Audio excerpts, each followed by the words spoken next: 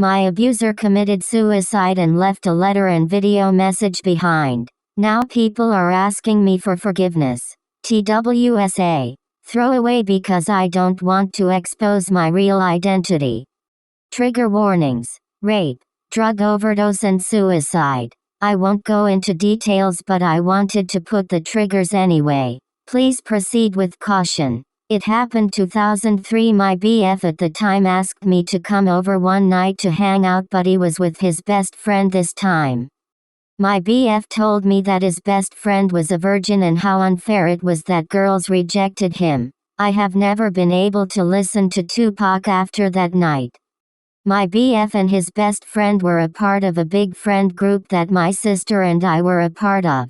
I reported what happened to the police and it became a big divider in the group, until a friend of the best friend provided alibi for him from her birthday party that happened that same night.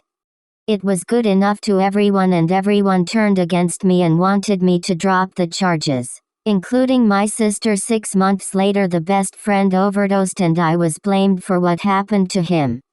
I was ostracized by everyone, including my family. I moved away after the case was dropped shortly after the OD. I woke up about 3 weeks ago to lots of texts and missed calls from unsaved numbers. I found out later that it was my mom and sister, and now they believe me because my abuser confessed to everything in details and called what he did a curse that haunted him his entire life. Haunted him.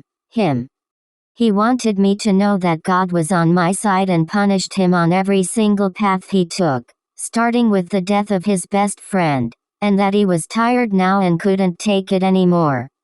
He asked for forgiveness and for me to visit his grave so at least his soul didn't continue to be haunted. I got copies of his letter and video sent to me even by strangers. Not only to me but to my husband and children, none of which knew my past. I don't know what to do now. My husband and children are traumatized and my family is bombarding me to forgive them. They want to meet my children and be a part of their lives.